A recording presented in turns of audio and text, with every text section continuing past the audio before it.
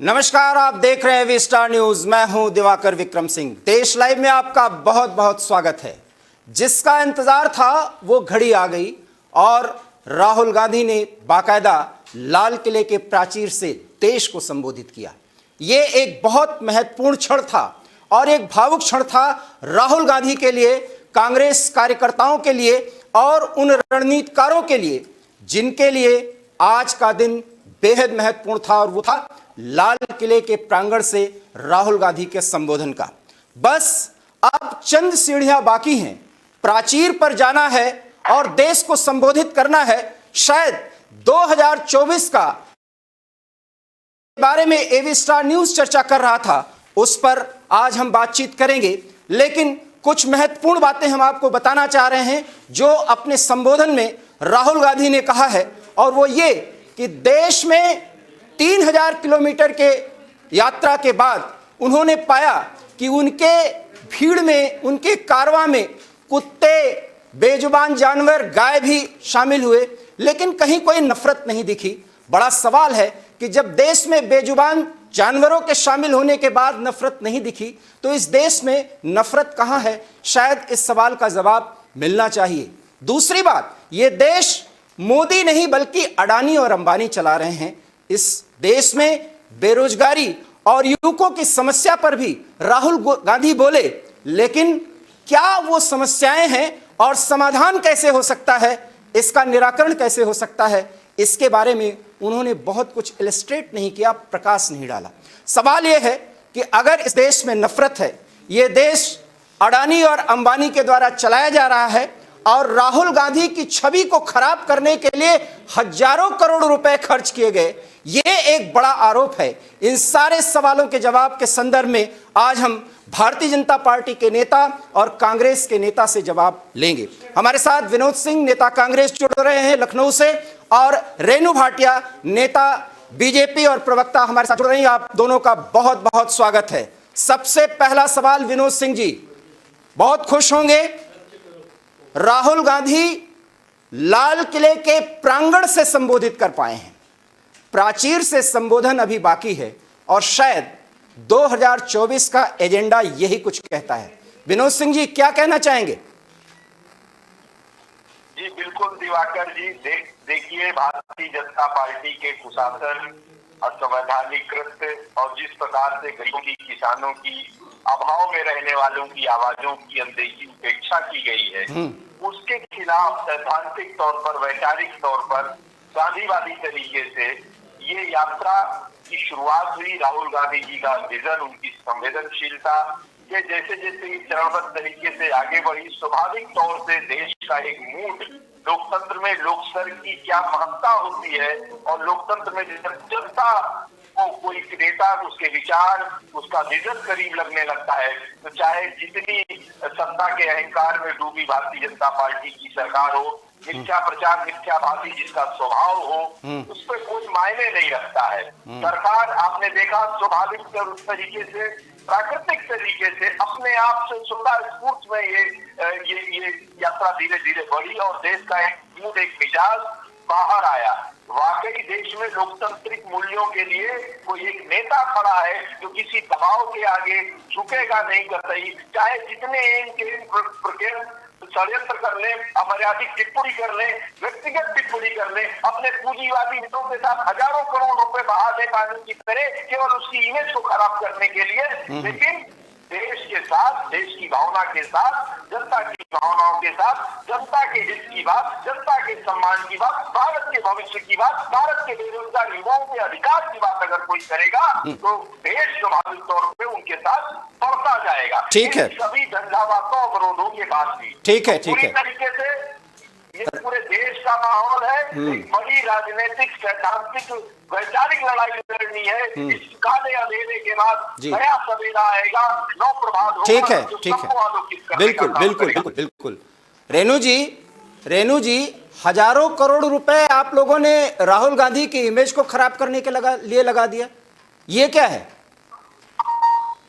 देखिए वो किस इमेज की बात करते हैं ये हमें समझ नहीं आ रहा कि वो किस तरह की अपनी इमेज को क्या कैसा कहते हैं, क्योंकि अक्सर आप लोकसभा में उनको देखते हैं कि उनकी बात का कोई सरतर नहीं होता और खुद के उनके नेता इस बात के लिए बाद में आकर बाहर यही चर्चा करते हैं कि हमारा नेता मिला भी तो कैसा। कई बार ऐसा आप लोगों ने भी दिखाया है, कई नेता उनके लिए ऐसा बोले, और हमें हमें इस तरह के कार्य करने की आवश्यकता नहीं। ये देश भली भांति जाता है, कई कार्यक्रमों के माध्यम से, कई रैलियों के माध्यम से, कई चुनावों के दौरान कई बातों पर जब प्रश्न चिन्ह इनके ऊपर लगता रहा वो तब भी इसी तरह की बात करते थे, परंतु आज भी स्पष्ट नहीं कर पाते कि इनकी कौन सी इमेज है जिसको खराब किया गया। और रही बात आज इनके इस तरह से उतावलेपन में बातचीत करने की, तो जो गरजते हैं वो बरसते नहीं है। 4वीं-5वीं कक्षा में हमने पढ़ा था, और इनकी जो गर्जन है वो ऐसी ठंडास वाली गर्जन है जिसमें कहीं पर भी देश का हित नहीं देखता। यदि कोई चिंता अपने किसानों की थी तो 10 वर्ष की लगातार कई राज्यों में भी सरकार रही और केंद्र में भी रही, तो वो गर्जन और वो आज जो उत्साह है, आज तो फिर भी इनकी उम्र 10 वर्ष अधिक हो गई, तब तो बहुत ही युवा थे, तो तब सारे को गर्जन वो किसानों के लिए जो आज इनके मन में इतनी पीड़ा उठ रही है। नहीं, बात किसानों पे हम बाद में आएंगे। एक सवाल का जवाब और हमें चाहिए। राहुल गांधी ने धर्म का जिक्र किया और उन्होंने कहा कि गीता और अन्य हिंदू धर्मशास्त्र को उन्होंने पढ़ा है और इन शास्त्रों में कहीं नहीं लिखा है कि कमजोरों को मारा जाए, परेशान किया जाए। ये तो बहुत बड़ा आरोप है। इस देश में कमजोर, माफ कीजिए विक्रम जी, मैं अपनी हंसी नहीं रोक पाई कि इन्होंने शास्त्र पढ़े हैं। अगर इनसे पूछा जाए ना किसी देवी देवता के लिए कुछ, तो मुझे नहीं लगता ये जवाब दे पाएंगे। ऐसी भी चर्चाएं वर्षों से होती आई हैं इनके लिए। खैर इतनी डिटेल में जाना नहीं चाहूंगी, केवल इतना कहूंगी कि शास्त्रों में तो ये भी कहीं नहीं लिखा कि आप अगर आपको किसी ने राजा बनाया है, क्योंकि उस जमाने में राजा कहा जाता था, आज वही लीडर। तो अगर आपको किसी ने राजा बनाया है तो आप लोगों का ध्यान न रखें। अगर आप देखें तो मैक्सिमम आत्महत्याएं, फिर आप कहेंगे किसानों से बाद में आएंगे, किस दौर में हुई ये आप देखिए। तब इनकी वो सोच और वो इनका वो लाड कहाँ था किसानों के लिए, या मैं ये बात जरूर कहूंगी बार बार। नहीं, कमजोरों को रही बात देश में एकता और इस तरह की बातें करने की, ये अचानक से इस तरह की परिभाषा परिवर्तन कैसे हुआ ये देखना बड़ा जरूरी है।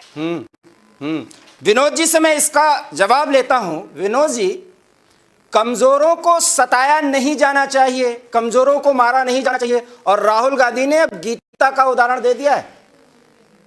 तो क्या आपको लगता है कि हिंदू धर्मशास्त्र का जिक्र करके और एक तरीके से ये कह रहे हैं कि हिंदुओं के द्वारा गरीबों को परेशान किया जा रहा है? देखिए, रेणु जी काबिल प्रवक्ता हैं, लेकिन भारतीय जनता पार्टी और उनके नेताओं को ये समझना चाहिए कि शास्त्र पर, धर्म पर, देवी देवताओं पर किसी का एकाधिकार नहीं।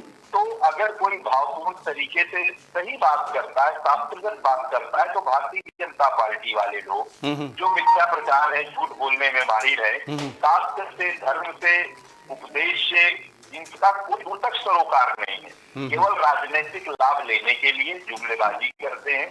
इनकी भाषा, इनका स्वभाव, इनका संस्कार देखेंगे तो कितना विरोधाभास है सामने आएगा। रही बात, रेणु जी ने कहा ये भारत में परेशान कौन है, शायद रेणु जी की पार्टी की सरकार है, गरीब रहती होंगी, बड़ी बड़ी सुविधा के साथ रहती होंगी, इनका रास्ता नहीं, इनका संबंध नहीं है आम जन के साथ।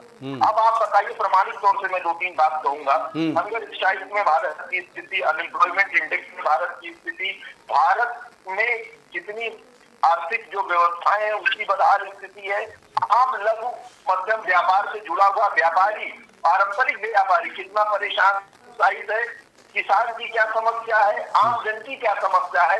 सबसे बड़ी दिवाकर जी बात है, उसके पास कोई उम्मीद नहीं दिखी है। जो ये नाउम्मीदी का माहौल है, सरकार उस पर कुछ काम करने के बजाय जो ऐसे लोग हैं उनको पूरी अपमानित करने का काम करती है। एक नेता, जिम्मेदार नेता, अपने सब कुछ कंफर्ट जोन को छोड़ते हुए इतनी लंबी दूर यात्रा करता है। मैं चुनौती देता हूँ रेणु जी के माध्यम से, आपके माध्यम से, प्रधानमंत्री जी या रेणु जी जैसा कोई सीनियर नेता आए और जनता के बीच में 10 दिन की यात्रा, अपने इतने बहुत हो गया पिछले पूर्व सरकारों की आलोचना, आप बताइए 2014 से लेके अभी तक किस भारत के इन मुख्य मुद्दों पर जिससे आमजन, जिससे कुछ पूंजीवादी मित्र, जिससे आपको अतिरिक्त लाभ मिलता है, उनको छोड़ के नीतिगत तरीके से, स्वाभाविक तरीके से, मशीनरी के माध्यम से, विजन के माध्यम से, विचार के माध्यम से, नीति के माध्यम से आपने ऐसी कौन सी 5 नीतियां बनाई?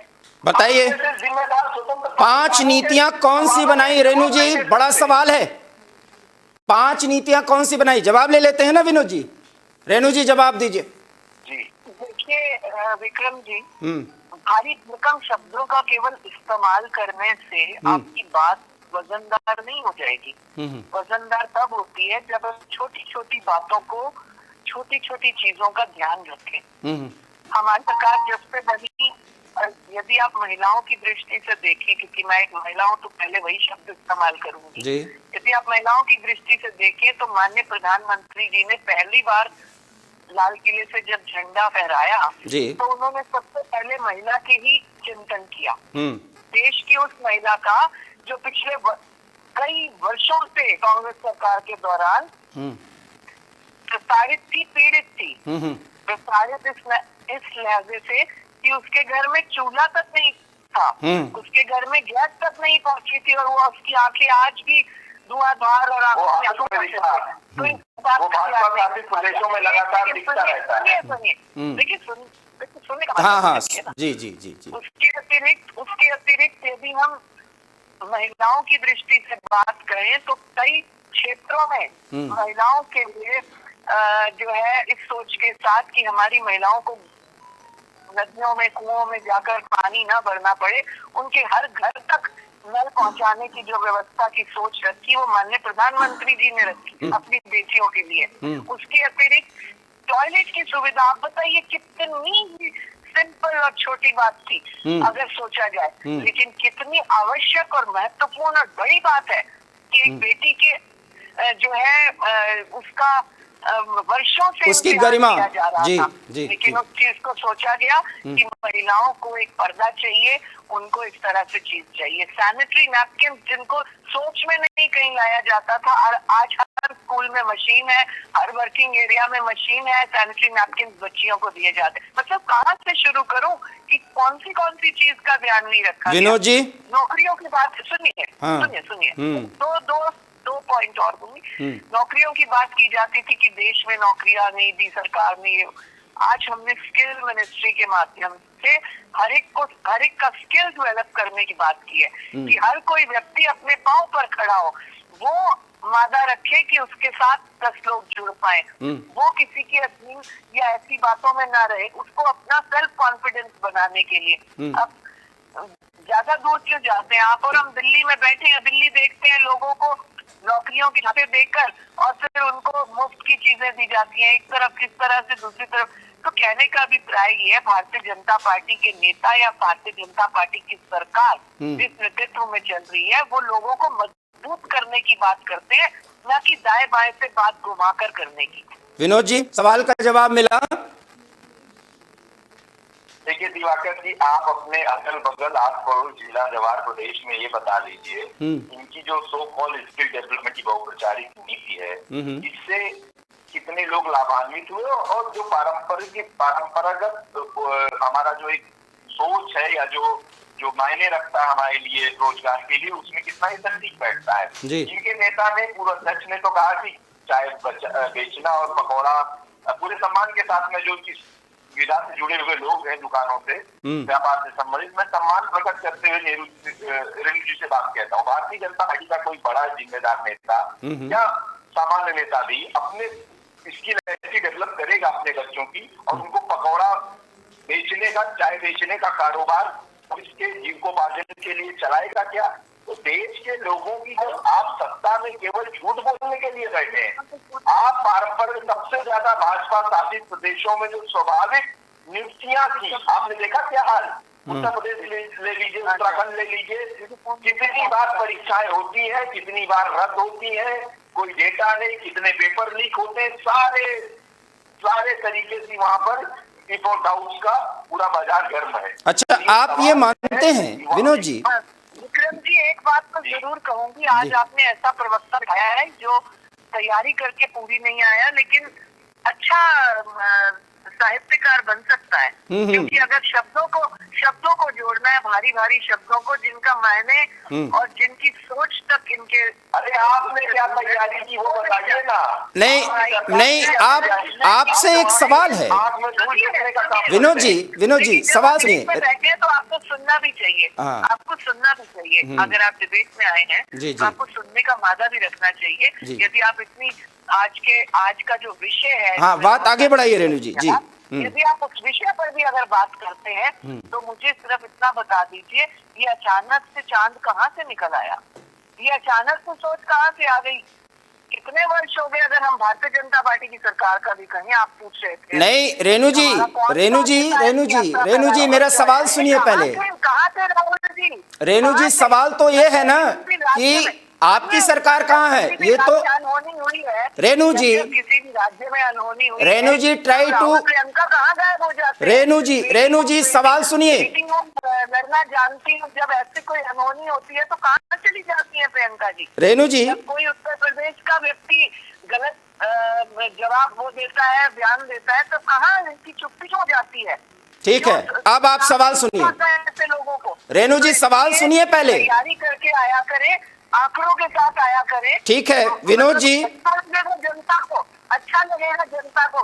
मैं तो इस बात से खुश होंगी कि आप कॉम्पिटिट करके तो बता दे। हाँ, ठीक है। भारतीय जनता पार्टी ने इन 7 वर्षों में किया, आप उतना 70 वर्षों का भी अपना काम नहीं गिना सकते। ठीक है रेणु जी, मेरा सवाल तो सुनिए पहले। कौन से व्यक्ति को कौन सा लाभ देना है, आप उस चीज को भी नहीं गिना सकते। रेणु जी, आज तक बेटियों के पढ़ने की व्यवस्था इन्होंने नहीं सोची, आज तक किसान को आगे बढ़ाने की व्यवस्था नहीं सोची, आज तक किसान को हल से नई टेक्नोलॉजी तक पहुंचने की व्यवस्था नहीं सोची। आज जब किसान का बेटा किसानी नहीं करना चाहता, उससे आगे बढ़ना चाहता है, तो उसके लिए स्किल मिनिस्ट्री ने ऐसे डेवलपमेंट के प्रोजेक्ट्स बनाए हैं जिसमें वो अपना खेत भी बचा सकता है, उपज भी कर सकता है, और नेचुरल और लेटेस्ट टेक्निक से। आप सोचिए, ये कौन सोच रहा है? ये कौन सोच रहा है इन बच्चों के लिए? भाजपा की सरकार, जिसकी सोच दूरदर्शी है, दूर तक जाती है, केवल तुरंत प्रभाव से काम करे और खुश कर दे, इससे नहीं जाती। अब मैं सवाल कर रहा हूँ रेणु जी, अब आप सुनिए। रेणु जी, अब मेरा सवाल सुनिए। कांग्रेस का या यूं कहें राहुल गांधी का तो आरोप है कि आपकी सरकार ही नहीं है, सरकार तो अडानी अंबानी चला रहे हैं। पहले तो इसका जवाब दीजिए कि मोदी सरकार है ही नहीं। लाल किले के प्रांगण से विपक्ष के नेता ने 3000 किलोमीटर की यात्रा करने के बाद, मिले अनुभव के बाद, ये एक बड़ी बात कही है, मोदी सरकार है ही नहीं, सरकार तो अडानी और अंबानी चला रहे हैं। ये मुझे सिर्फ इतना जानना है इनसे, अडानी और अंबानी क्या 7 वर्षों में अडानी अंबानी बने, या पिछले 25-30 वर्षों से कहीं न कहीं सहयोग लेते रहे? हाँ, ये जवाब विनोद जी दीजिए। अब आप। राहुल गांधी जी को मुझे लगता है बहुत अच्छी शिक्षा की आवश्यकता है, बहुत सोच का बड़प्पन दिखाने की, सोच की शार्पनेस की बहुत आवश्यकता है, जिनको ये भी नहीं मालूम ये अडानी और अंबानी का जन्म इन द सेंस कार्य के क्षेत्र में उनका जन्म यूपीए सरकार के दौरान हुआ। मुझे लगता है, मैं कांग्रेस के प्रवक्ता भाई को कहूंगी, जाइए राहुल गांधी जी को थोड़ा बहुत ज्ञान देकर आइए, यदि एक अच्छे सभ्य और समझदार प्रवक्ता है तो। ठीक है विनोद जी, अब आपसे सवाल है। आप चैनल पे शर्मिंदा या मजबूर तो ना हो जाए जवाब देने के लिए। विनोद जी, सवाल आपसे ये है कि रेणु जी जो कह रही हैं, कॉपी कैट ना बन के अपने नेता को बताएं कि अडानी अंबानी का जन्म डे वाइज नहीं, उनका प्रोफेशनल जन्म यूपीए की सरकार के दौरान हुआ, और तब उनको क्या क्या मिलता था, क्या क्या कैसे बढ़े, उसका ज्ञान लेकर राहुल गांधी जी को मंच पर अपना बयान देना चाहिए। नहीं, इसका तो ये मतलब है, आप ये कहना चाह रही हैं कि धीरू भाई अंबानी या अडानी जिस तरीके से आगे बढ़े, मैं मुकेश अंबानी का जिक्र नहीं कर रहा हूं, गलत तरीके से आगे बढ़े। रेणु जी आप कुछ कह रही हैं, उसको सोचिए। नहीं, हाँ। आप बात को अलग डिफरेंट एंगल में ना ले जाएं, बात को प्रॉपर्ली समझने का प्रयास करें कि ये जिस तरह से कह रहे हैं ये सरकार भाजपा की नहीं है, मोदी सरकार नहीं है, ये उनकी है जिनका भी ये नाम लेना चाहते हैं। ये इनको सिर्फ इतनी कैलकुलेशन में बताना चाहती हूँ, चाहिए देखिए नए व्यक्ति है, चाहिए 7 वर्षों में इस तरह से आए हैं, इसी बात की जानकारी राहुल गांधी जी को लेनी चाहिए। जिस तरह से बाकी बातों में ये कहते हैं कि हमने वो पढ़ लिया, ग्रंथ पढ़ लिया अचानक से, इतना गीता का ज्ञान उनके अंदर कूद के भरने लगा, सडनली ये चेंज कैसे आया, उतना ही इनको देश में कौन कब विकसित हुआ, कब कैसे किस लेवल पर विकसित हुआ, सबकी जानकारी भी रखनी चाहिए। विनोद जी अब आप बताइए, अडानी और अंबानी का जो उदय हुआ बिजनेस के क्षेत्र में, जो टाइकून बने, और जैसा कि आप लोग कह रहे हैं कि इन्होंने तो मोदी सरकार को पंगु कर दिया, सरकार ये चला रहे हैं, और इनका उद्भव और इनकी ऊंचाई और इनका पूरी दुनिया में अपना राज कायम करना, ये सब कुछ यूपीए सरकार और कांग्रेस की देन है। फिर आज इतनी नफरत क्यों? देखिए दिवाकर जी, मैं 2-3 मुख्य बातें रेणु जी ने कही और आपका सवाल है जो उससे सीधे है। क्या किसी का जन्म हुआ और नीतिगत माध्यम से जो राहुल जी के कहने का भाव है, अर्थ है, वो केवल राहुल जी का नहीं, सभी देशवासी का, जो उद्यम से जुड़ा है, जो आत्मसम्मान के साथ अपना व्यवसाय करना चाहता है, सरकार उसकी पूरी तरीके से अनदेखी उपेक्षा करती है। सवाल ये है रेणु जी, नीतिगत माध्यम से सारी नीतियां इस तरीके से मोल्ड और फोल्ड की जाए अपने कुछ चुनिंदा व्यक्तिगत मित्रों को लाभ देने के लिए, तो सवाल उठेंगे। आप उसका नीतिगत जवाब दीजिए कि उसके, और जब सरकार शासक का काम होता है तो वो सबकी स्थिति परिस्थिति के अनुसार नीतिगत ऐसे फैसले लेती है जो एक व्यक्ति को सर्वाधिक लाभ और एक व्यक्ति को पूरी तरीके से ऐसा प्रभावित कर दे पूरी तरीके से कि उसके जीविकोपार्जन में आप सम्मान के साथ समस्या आने लगी। पूरा देश, पूरे देशवासी इसके साक्षी हैं। आपको ये समझ, आज भी इनके पास 2014 से लेके अभी तक की सरकार चलाने के बाद रेणु जी जैसे अनुभवी और काबिल प्रवक्ता के पास है क्या? 70 साल में क्या हुआ? मतलब इनका भाव है प्रधानमंत्री जी से, लेकिन रेणु जी की जो लाइन है वो लाइन ऑफ थॉट यही है कि 2014 के बाद हमसे सवाल मत करिए। नहीं, सवाल से मुझे झुगलाहट होती है, हमें घबराहट होती है, हम अनाप शनाप टिप्पणी करने लगेंगे, हम टिप्पणी करने लगेंगे। तो ये हमें सवाल मत करिए, क्या मैंने एक बार भी ऐसा कहा? और तो कहते हैं, हम तो कहते हैं अडानी की आज की स्थिति है कि हमारी 7 वर्षों की 8 वर्षों की सरकार का एक हिसाब लीजिए। आप हमसे प्रश्न तो करिए कि कहाँ पर हमने क्या किया। अडानी आप जानते हैं, आप आर्थिक, देखिए कांग्रेस की ना ये बड़ी बहुत बुरी आदत है कि वो सुनने का मेरा कहना है, मुझे बोल लेने दीजिए, फिर आप बोलिएगा। वादा नहीं होता आप में, क्योंकि आपको पता है ना कि आप कामों के बोझ तले दब जाएंगे। अब आप ये सुनिए कि पिछले 7-8 वर्षों में, सुनिए ना, देखिए विक्रम जी 2 मिनट का समय मिल ले, बोल लीजिए, बोलिए। कहीं और बैठी हूँ तो बहुत अधिक बोल नहीं पा रही हूँ, कहीं और बैठी हूँ, निकलना है मुझे। केवल 8 वर्षों का हमारा, 7-8 वर्षों का, 2014 से लेकर जहाँ जहाँ हमारी राज्यों में सरकार है और जहाँ जब से केंद्र में सरकार है, आप केवल उस ब्यौरे को अगर आप लेंगे तो आप डिफरेंस स्वयं पाएंगे। मैं चैलेंज के साथ कहती हूँ 7 वर्ष बनाम 70 वर्ष है हर फील्ड में। ऐसा नहीं कि केवल किसी एक व्यक्ति की या एक दिन की बात करें, हर फील्ड में चेंजेस हैं। कांग्रेस सरकार के दौरान सड़कें कितनी बनती थी? 20-22 किलोमीटर पर डे। अब कितनी बनती हैं? 100 से ऊपर उसका वो चला गया है, रेशियो चला गया है। तो ये डिफरेंस है टेक्नोलॉजी में। लेकिन सड़कें तो आप इतना बना रही हैं। देखती थी, सुनिए आप सुनिए भी, हमारी सेना दिल्ली की तरफ देखती थी, बेचारे तब तक सीने पर गोली खा लेते थे। आज हमारी सेना को छूट है। नहीं, सवाल तो वही है, 2000 वर्ग किलोमीटर आपने चीन को दे दिया जमीन, राहुल गांधी का आरोप है। ये भाजपा सरकार है जिसने घर में जाकर घुसकर हमला किया।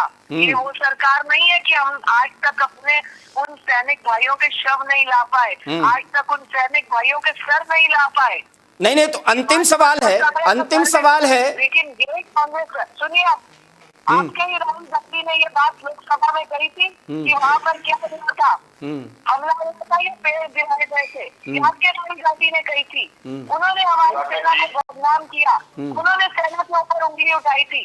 आज वो बड़ी बड़ी बातें कर रहे हैं। ये कौन सी हिस्ट्री पढ़ के आए, हमें नहीं पता कौन से देश की हिस्ट्री पढ़ते हैं, लेकिन भारत का इतिहास यही है कि दुश्मन हमारी तरफ देखेगा, हमारे एक सिपाही पर नजर रखेगा, हमारे एक सैनिक की तरफ आंख उठाकर देखेगा, 4 सैनिकों को धराशायी करेंगे। नहीं, लेकिन हमारी सरकार में लेकिन आरोप तो ये है ना कि आपने 2000 वर्ग किलोमीटर, अरे सवाल का जवाब तो हमारी सरकार ने 1 घंटे अभी नहीं लगाया फैसला करने में। नहीं रेणु जी, किस प्रकार के नए नए जहाजों की आवश्यकता है, किस प्रकार की यंत्रों और चीजों की आवश्यकता है, हमारी सरकार ने समय लगाया।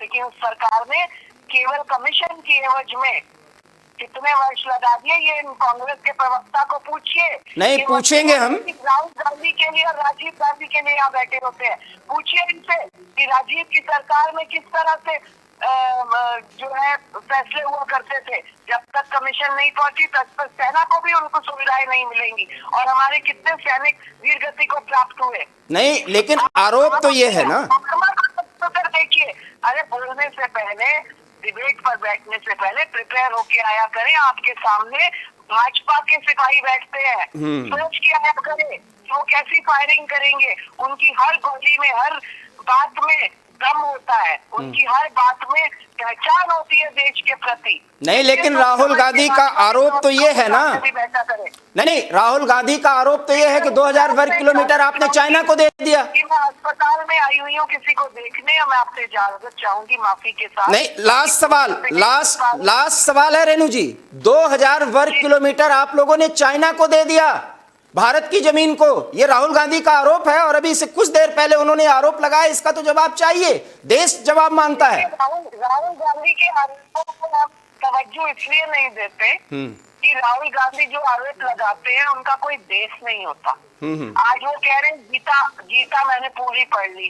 अरे कुछ वर्ष पूर्व तक तो शिव भगवान और भगवान राम को तो मानते ही नहीं थे, तो अचानक गीता में इंटरेस्ट कैसे पैदा हो गया? तो इसलिए हम उनकी बात को तवज्जो नहीं देते। ये देश राम का है। जो लोग राम के मंदिर बनने पर ऑब्जेक्शन लगाते थे, आपके यहाँ जो भाई आए हुए हैं हमारे कांग्रेस के प्रवक्ता, ये अपने सीने पर हाथ रखकर कह दे राहुल जी की, केवल उसके उनको खुश करने के लिए नहीं, अपने सीने पर हाथ रख के कहे कि इनके पूर्वजों ने भगवान राम या शिव की अर्चना पूजना कभी की या नहीं की। विनोद जी, इस सवाल का जवाब दीजिए क्योंकि समय सीमा समाप्त हो रही है। इस सवाल का जवाब दीजिए क्योंकि डिबेट बिल्कुल अंतिम चरण में है। आपसे क्षमा मांगती हूँ और मैं डिबेट को यहीं पर जी विनोद जी, इस सवाल का जवाब दीजिए। बहुत शुक्रिया, बहुत शुक्रिया। देखिए सभी के भांति और लोगों की भांति इन्होंने भी किंतु परंतु गोली गोरसेबाजी वाली जो सोच है, व्यवहार है, उसका ही परिचय। उन्होंने कहा भाजपा वाले बहुत तेज गोली मारते हैं, गोली दागते हैं। तो देखिए सवाल यही है, देश को इस हिंसा से, इस डर से, इस भयानक माहौल से, वातावरण से बचाने के लिए कोई सकारात्मक सोच, साहसी सोच निकलेगी कि नहीं। और जब ये सोच एक व्यक्त रूप लेके धरातल पर निकल चुकी है, लोग स्वाभाविक तरीके से अपने आप को उससे कनेक्ट महसूस कर रहे हैं, उसमें पार्टिसिपेशन भी बहुत जबरदस्त है, अपेक्षित जन समर्थन, जन आशीर्वाद मिल रहा है, क्योंकि ये मुद्दे सबको, हर घर को, हर व्यक्ति के हृदय को टच करने वाले हैं। तो सरकार कितना भी मिथ्या प्रचार, कितना भी दबाव, कितनी भी गोडसे वाली सोच वाली सरकार हिंसा गोली की बात कर ले, गाली की बात कर ले, कितने सारे आंकड़ों के साथ बाजीगरी कर ले, लेकिन ये भारत की सुधी जनता है, भारत की संवेदनशील जनता है। वो जानती है कि इसका भाव क्या है, इसके मन मस्तिष्क में क्या चल रहा है। और दिवाकर जी जो ये बयान रही है, ये अपने गंतव्य तक जाएगी। ये जुल्मी, ये संवैधानिकृत करने वाली, ये सत्ता के अहंकार में डूबी सरकार हाशिए पर जाएगी। ठीक है, नया सवेरा होगा। लाखना उम्मीदी के बाद उम्मीद जगी है। राहुल गांधी जी ने होप जगाने का काम किया। बिल्कुल विनोद जी, समय समाप्त हो रहा है। नया सवेरा होगा, राहुल ने उम्मीद जगा दी है। निश्चित रूप से देश के 135 करोड़ लोगों की उम्मीद जगी है। इससे ज्यादा कांग्रेस के वर्कर्स की उम्मीद जग गई है, इतना तो तय है। ये देश 135 करोड़ की आवाम, इसकी सोच क्या है? क्या नफरत, डर, भय, जो कुछ भी राहुल कह रहे हैं वो इस देश में व्याप्त है या नहीं, ये सोचने समझने का विषय है। हालांकि राहुल गांधी ने अपनी ही बातों में कहा कि वो 3000 किलोमीटर की यात्रा करने के बाद उन्होंने पाया कि वो ऐसा कुछ भी नहीं है, लोगों में नफरत नहीं है। फिर उन्होंने नफरत को कहां से देखा, कहां से परखा, जिसको खत्म करने की कोशिश कर रहे हैं, ये एक बड़ा सवाल है। और 2000 वर्ग किलोमीटर जमीन चीन को दे दी गई, इसका कोई प्रमाण संसद से लेकर के सड़क तक अभी नहीं है, लेकिन लाल किले के प्रांगण से राहुल गांधी ने सीधे सीधे सरकार पे आरोप लगाया। और सबसे बड़ा आरोप तो ये कि ये देश मोदी नहीं बल्कि अडानी और अंबानी चला रहे हैं। सवाल यह है कि जब इतने बड़े आरोप हैं, क्या ये देश की जनता इन सारे मुद्दों से तारुफ रखती है और क्या वो कनेक्ट होती है इस संवाद से? ये एक बड़ा सवाल है। लेकिन राहुल का कारवां आगे बढ़ रहा है। दिल्ली के इस पड़ाव से, लाल किले की प्राचीर से पहले, लाल किले के प्रांगण से राहुल के संबोधन से कुछ ऐसी ही बातें निकली जरूर हैं, लेकिन उन बातों का असर 2024 में कितना होगा और एजेंडा क्या होगा? क्या राहुल गांधी भावी प्रधानमंत्री के उम्मीदवार के तौर पर प्रस्तुत किए जाएंगे और समूचा विपक्ष इसे स्वीकार करेगा और मोदी के प्रचंड विजय रथ को रोक पाएगा?